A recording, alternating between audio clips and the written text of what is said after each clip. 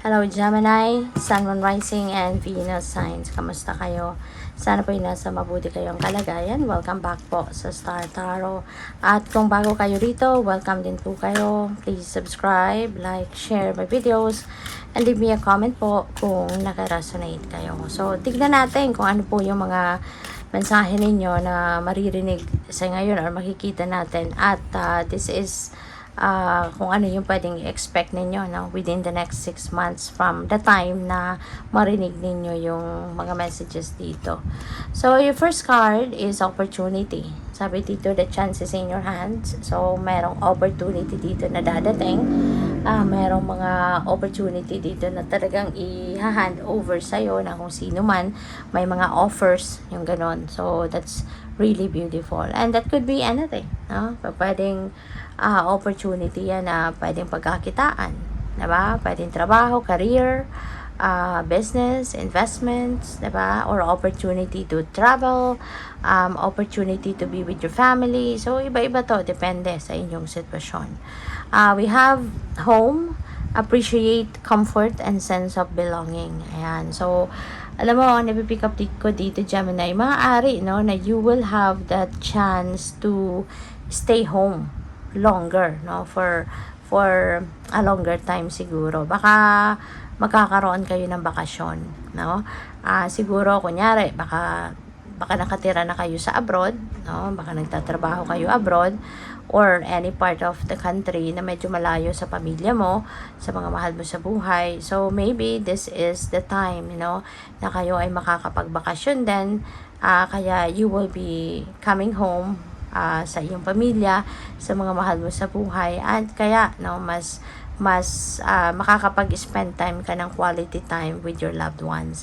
Kaya siguro, eto, kasi 'di ba, there's no place like home, kaya you will be appreciating more of the comfort ng sarili mong tahanan at yung mga kasama mo, yung mga mahal mo sa buhay, So we have joy. Magiging masayang-masaya ka talaga. Itong syempre pagkakataon na to na makasama mo yung mga mahal mo sa buhay, 'di ba? Walang kasing saya, Talagang iba yung saya ang inyong mararamdaman. It's not just happiness, but this is joy that you're going to be feeling. So, we also have gossip. Ayan, Gemini, ingat kayo sa mga kinakausap ninyo, sa mga tao that you are dealing with, around this time, yung next 6 months, kasi, alam mo na, baka merong mga, kunyari, merong magdadala sa'yo din ng chismis, diba? Just to get your reaction. Tapos, pwede yung reaction mo, yun din ang ichichismis nila, dadalhin din nila sa kung kani-kanino na sinabi mo, ganito, ganyan, diba? So, mag-iingat kayo with the people around you. As much as possible, kung kilala mo naman na, 'di ba, yung tao na merong kilalang talaga marites, lalo kayong mag-extra ingat sa mga taong ganon. Do not share important information or do not share kung ano-anong, alam mo yun, yung wag na lang kayong magkokomento as much as possible or wala na kayong sasabihin kikwento kasi kung nagagawa nga niyang i-chismis sa'yo ang kung sino man, 'di ba? Ganun din siya sa'yo. Pwede rin na ikaw ay ipag-chismis din niya kung kani-kanino, 'di ba? Kaya ingat kayo. So, tingnan natin kung ano pa ang ganap. And by the way, maraming salamat muna for subscribing, and if you haven't subscribed yet, subscribe na kayo. And also, maraming salamat din for not skipping the ads. Malaking bagay po yan sa akin. And also, please click the join button sa baba ng video kung gusto po ninyo na mag-join kayo sa membership. Okay? So, we have wellness. Ensure your body is nourished. Join a gym and regain strength. Ayan. Live a healthier lifestyle. Yun ang panawagan sa inyo. Okay? Lalo-lalo na sa mga panahon ngayon, hindi ba mahirap, medyo may kahirapan ang panahon, kaya kailangan tayo'y malusog, tayo'y healthy lamang. Kaya ensure na your body is nourished, kumain ng maayos, ng mabuti, and also be aware of what you are putting inside your body. Dapat yung as much as possible yung talaga manonourish kayo, yung masustansya at hindi yung just waste of money, diba, na mga pagkain or inumin. And exercise, no? Kung kayo naman ay talagang dati naman nag-exercise, ipagpatuloy ninyo yan, i-maintain ninyo yan. And for those of you na siguro hindi kayo nakakapag engage in physical activity tulad ng exercise, so kung pwede rin naman kayo, kung fit din naman kayo para mag-exercise, then magsimula kayo, no, sa maliit muna, tulad ng simpleng walking muna, yung mga ganon, no. But for those of you na hindi po pwede, no, make sure na meron pa rin kayong ginagawa, no, para maging healthy kayo. Alright? So what else? We have vacation. Start a perfect vacation and enjoy the freedom. Take time to recharge. Okay? Napakagandang reminder ito para sa inyo. No? Na deserve nyo din naman magbakasyon. Deserve nyo din naman na magpahinga. Okay? Kaya take advantage of that opportunity sa ngayon. 'Di ba? Para makapagbakasyon. Baka na-approve na din naman ang holidays ninyo. Diba? So, pwedeng magbakasyon. Hindi naman kasi necessarily na may vacation getaway, diba? Pwede din naman magbakasyon, staycation, sa bahay lang. Pero yun lang, relax muna. Hindi muna mag-iisip ng mga trabaho sa opisina or sa kung saan ka man nagtatrabaho, diba? As in, totally, you're just going to focus on relaxation at yung makapag-relax ang isip mo, pati na din ang inyong katawan. Okay? So we have a forgotten spell will bring you unexpected blessings. So siguro meron kayong, baka may spell kayo that you casted in the past, tapos paring hindi na ninyo to. Yung nakalimutan mo na yon kasi paring nga may katagalan ng panahon, pero baka ngayon maalala mo, no, na parang, teka lang, diba? Ito yung intention ko ng ginawa kong spell. Like, 6 months ago, a year ago, diba? Mga ganon. So, ngayon mo lang marirealize na, wow, ngayon lang siya nag-manifest. Diba? Kaya maaring ikagulat mo talaga. Pero maaalala mo na, wow, ito yung minamanifest ko noon. Diba? Na nag-cast ka pa ng spell para doon. No? Pero, yun nga, gugulatin ka dahil ngayon, no? Ngayon pa lang siya magmamanifest. So, what else? We have ancient wisdom will find you. Listen for the whispers of the past. Ayan. So, ito yung mga natutunan mo in the past. Mayroon kang mga lessons that you have learned, no? Mga nakaraang panahon, mga nakaraang mga pagkakataon sa buhay mo. Nagkaroon ka ng siguro experience at talagang remarkable, tumatak sa'yo at marami kang natutunan from that, marami kang wisdom na napulot from that, and siguro ngayon, diba, talagang ngayon mo din siya maaalala, ngayon mo din siya magagamit, may apply sa sitwasyon sa buhay mo, no? So, tignan natin kung ano pa ang ganap.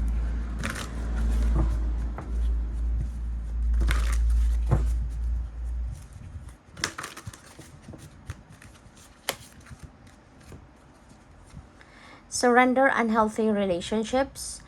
Sabi dito, let go of relationships that don't serve you, including unavailable or toxic people. You deserve to be treasured by others and be surrounded by positive people. Ayan, so time for purging din ngayon, Gemini. Kasi maaari, diba, na baka nandoon ka sa isang relationship na alam mo namang you're dealing with a toxic person, toxic relationship na itong relasyon ninyo. Wala nang magandang nangyayari sa relationship ninyo. Maaring lagi na lang kayo nag-aaway, nagbabangayan, 'di ba? Hindi na nag-uusap ng maayos, mag-usap man, sigawan, 'di ba? Or po pwedeng totally saywar, no? Walang kibuan for the longest time, deadmahan lang. So that's very toxic environment that you are in, no? And kung ang iba sa inyo maaring, 'di ba, ikaw pa yung laging pinagsasalitaan, ikaw pa yung laging inaakusahan, 'di ba? So yun, that's very toxic na talaga, that kailangan mo nang alisin ang sarili mo diyan, no? Kailangan mo nang i-let go 'Diba, ang relasyon na ito, or i-let go mo, or break away ka na from that situation. Kasi you deserve better. 'Diba? You deserve better. You deserve a happy life. Lahat naman tayo deserve natin ang masayang buhay, ang matahimik na buhay, yung mapayapang buhay, 'di ba? Kaya kung feeling mo hindi na 'yon ang nararanasan mo, 'di ba? And sa tingin mo deserve mo naman ang mas masayang buhay, so bakit ka pa magtatagal sa relasyon na 'yan? So for those of you no na mayroong ganitong sitwasyon, kaya kayo may mensaheng ganito kasi maybe naiisip mo na din 'yon na gusto mo nang iwanan ng sitwasyon na 'yan. Maybe you're also considering, 'di ba, na tapusin na ang connection mo with this person or with this relationship.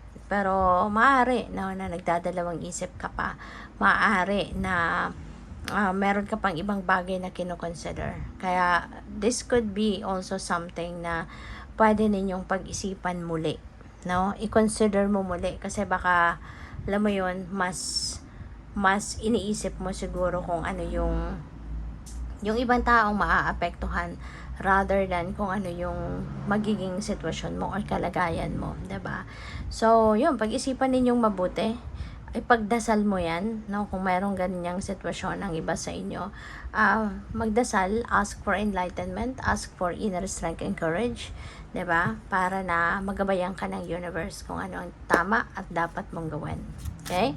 So, tingnan natin kung ano pa ang mga mensahe para sa iyo. So, we have judgment. Ayan, this is an important decision that you're going to make that could be related to this surrender unhealthy relationship energy. Yun, pag-isipan mong mabuti, listen to your intuition when you are praying for guidance, when you are praying for enlightenment, make sure na makikinig ka din sa inyong intuition kasi kadalasan dyan pumapasok ang sagot ng universe sa atin, no? Yung gabay na hinihingi natin, yung enlightenment na hinihingi natin, dyan papasok. Kaya make sure that you are also going to listen to your intuition.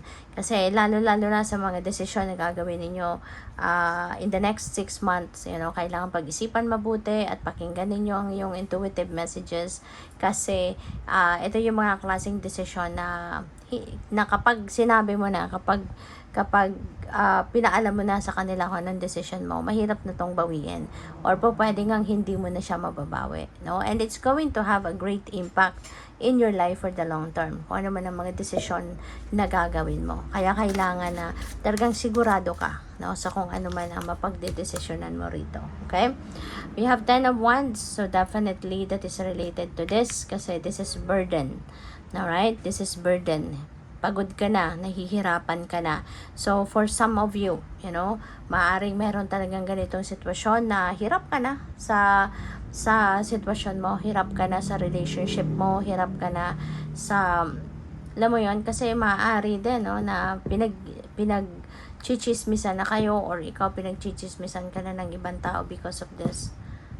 Kasi baka hindi lang kayo, no? Hindi lang kayo ng person mo ang nakakaalam kung anong nangyayari sa inyo. Maybe there are other people also around you, no, na nakakakita, nakakamasid, nakakaalam kung ano na yung nangyayari sa inyong dalawa. Kaya maaaring subject din kayo ng gossip, 'di ba? Kaya feeling ko din dito, no, with the 10 of Wands, this is burden. So siguro yung emotional burden mo sobra-sobra na, 'di ba? Kaya pag-isipan mong mabuti.